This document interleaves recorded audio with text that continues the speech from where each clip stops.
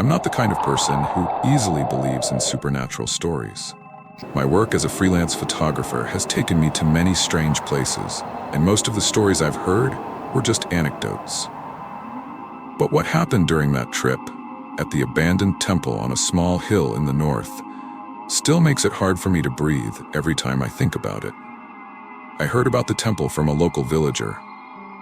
It was an October afternoon as the golden sunset bathed the small village where I had stopped. An old man selling tea by the roadside pointed toward a hill and told me the temple had once been the most sacred place in the region, but it had been abandoned for over 30 years. No one went near it anymore. I asked why. The old man didn't answer right away. He took a sip of his tea, his eyes distant.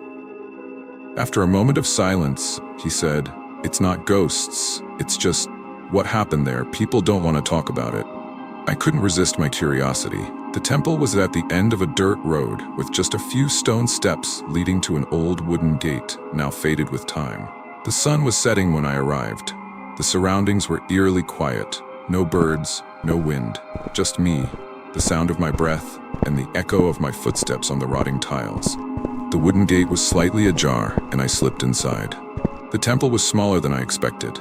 Large Buddha statues covered in dust, their paint peeling off. In the main hall, a bronze bell hung loosely, still intact.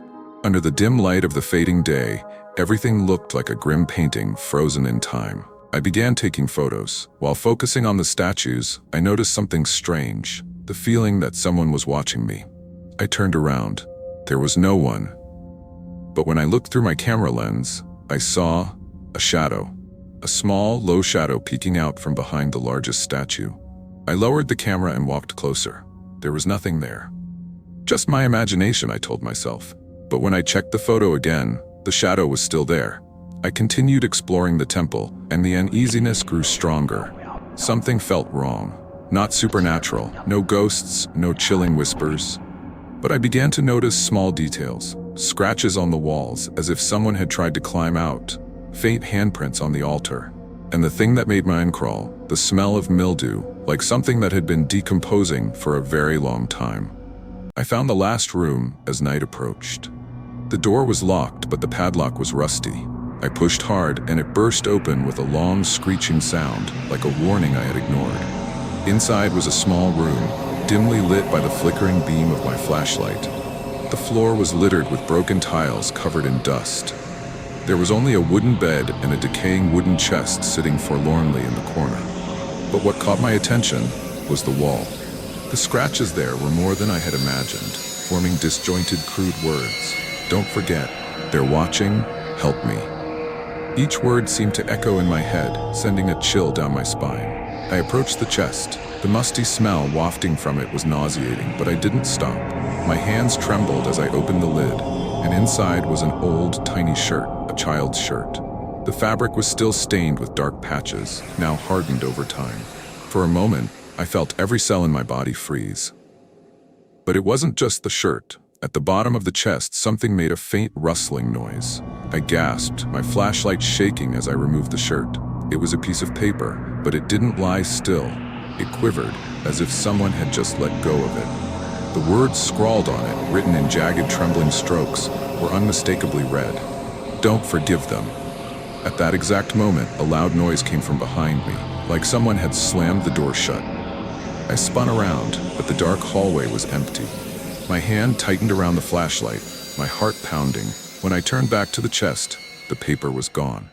A few days later, I returned to the village to learn more. After much hesitation, the elders finally told me the truth. 30 years ago, the temple had been a hiding place for a woman and her young son.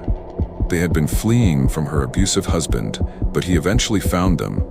It was said that he locked them inside the temple and left them to die. Their bodies were later discovered by the police, but the story quickly faded from memory. The villagers chose silence. No one wanted to revisit the tragedy. I couldn't stop thinking about it. The mother and child didn't have to die. They must have cried for help, perhaps in every way they could, but no one answered. Only indifference and fear echoed back to them in their final days. Now, the scratches on the wall, the tiny shirt, and that haunting scrawl were all that remained, the fragments of a buried pain. I wondered, If I had been there at the time, would I have done anything differently? Or would I have turned away, like everyone else? The question suffocated me. But I knew I couldn't stay silent, as they had. The truth needed to be told. Not to punish anyone, but to ensure that no one else would endure the same loneliness and injustice. This story has no ghosts, no miracles, but it still keeps me awake at night, because what happened in that temple wasn't a legend. It was real pain, endured by real people, forgotten by the world. And now, when I recall those words, "Don't forgive them," I realize it wasn't a curse, it was a reminder. A reminder that we must never turn our backs on cries for help, no matter how faint they may be.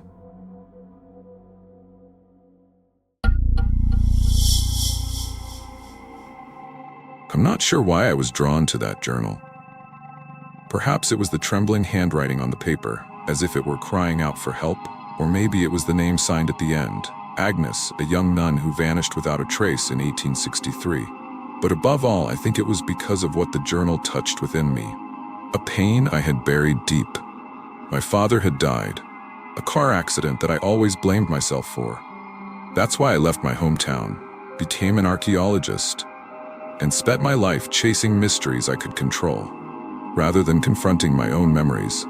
Yet here I was with this journal, in a place where the past could not be denied. The monastery lay deep within the forest, far from any modern map. The path leading to it was anything but straight. Ancient markings on the ground guided me through strange twists and turns, as if testing my resolve. When the monastery finally appeared, it was unlike any structure I'd ever seen. The blackened stone seemed scorched, and shattered windows resembled the hollow eyes of a waiting entity. The moment I stepped inside, the atmosphere shifted. A wind, impossible in an enclosed space, swept through me, carrying the scent of mold and dried blood. The first wall I touched made me recoil, unnaturally cold, like touching the skin of a sleeping creature. I realized this was not just a building. This monastery remembered. The memories of everyone who had ever set foot here still clung to its bricks, its dust. Sometimes I heard distant laughter, heavy and lingering bells tolling, as if their echoes not only traveled through space, but also through memory. Each toll brought images to my mind. A truck speeding toward us, my father's scream, the helplessness of doing nothing. Then I discovered the Hall of Memories, a place where the walls were not just stone and mortar, but fragments of memories somehow preserved. I saw vivid images, a child sobbing in a corner, a nun kneeling in prayer before a bleeding statue. At the end of the hall hung a large painting on a black stone wall. I hesitated, my heart clenched as though gripped by unseen hands. As I stepped closer, it became clear. I was looking at myself. In the painting, I stood in this very room, holding the journal, but my gaze was fixed on me, as though the version in the painting was observing me from another world. Each night, the monastery took me back to my own past. My dreams grew more vivid, until I could no longer distinguish between reality and illusion. I saw my father sitting in the driver's seat, his hand on the steering wheel, his familiar smile that I had long forgotten. I heard the screech of tires, felt the terror as his eyes turned to me one last time. "Are you okay?" His voice rang out, but this time, it wasn't just a memory, it was reality. I realized the monastery wasn't just bringing my memories back, it was turning them into reality. I had no choice but to enter the heart of the monastery, the great chapel. The heavy wooden doors creaked open, their hinges wailing like the cries of 100 souls. Inside, the dim light of flickering candles cast shadows on the walls, where words were carved deeply into the stone. Only those who dare to face their full memories can leave this place. Suddenly, the wall behind the inscription vanished, revealing an empty room. I stepped in, and everything around me changed. It was no longer the chapel. I was sitting in my father's car, that fateful afternoon, the day he died. His hand rested on the wheel, his gentle eyes glanced at me. I wanted to scream, to warn him of the danger ahead, but my body was frozen, the words stuck in my throat. I saw the truck speeding toward us from the other side. I knew what was about to happen. I had dreamed of this moment hundreds of times, but this time, I wasn't just an observer. I heard my father's scream, felt the violent impact, saw the blood spreading across my hands. And then, just when I thought it was over, time rewound itself. I was forced to relive the moment, again and again. The truck, the crash, the scream. Each repetition grew sharper, more vivid, tearing me apart piece by piece. After the 10th loop, or maybe the 100th, I noticed something strange. The scene shifted slightly each time, and finally I realized the accident wasn't my fault. My father had seen the truck. He had enough time to swerve, but instead, he pressed the accelerator. I froze. The truth cut into my mind like a blade. I didn't want to believe it, but memories don't lie. He had chosen to collide with the truck. I faced him, but this time, he turned to me before the crash. His face held no fear, only a faint smile. "You'll be okay," he said. And then, the car exploded. When I woke, I found myself back in the chapel. But this time, the stone wall was gone. In its place was a strange, pulsating space, like the insides of a giant living organism. The walls were made of memories, images floating in the air, each step echoing with whispers. The monastery revealed its true nature. It wasn't just a living entity, it was a collective memory. It existed because of the people trapped within, those who lacked the courage to confront their own truths. A voice rumbled from the depths, "You have seen it all. Now choose. Leave your memories behind and walk away, or stay and become a part of me." I felt the weight of those words. If I left my memories, I would no longer feel the pain. I could start anew, free from the haunting death of my father. But if I did, I would lose everything. The happy moments, the cherished memories of my family. I thought of my father, his smile. Perhaps he had known this all along, that memories, no matter how painful, are what keep us alive. Instead of choosing one of the two paths the monastery offered, I did the one thing it could not expect. I pulled the journal from my bag and began reading aloud everything inside. The memories of Agnes, of others who had been trapped before. Each page was a piece of the monastery's soul. As I read, the space around me trembled, the walls of memory cracked. The monastery screamed, but I didn't stop. When I reached the final page, I felt the monastery's power weaken. But I also knew that to destroy it completely, I had to leave behind a part of my own memory, the most important one to me. I chose the memory of my father. As I stepped out of the forest, I knew I had won. The monastery was gone, leaving no trace of its existence.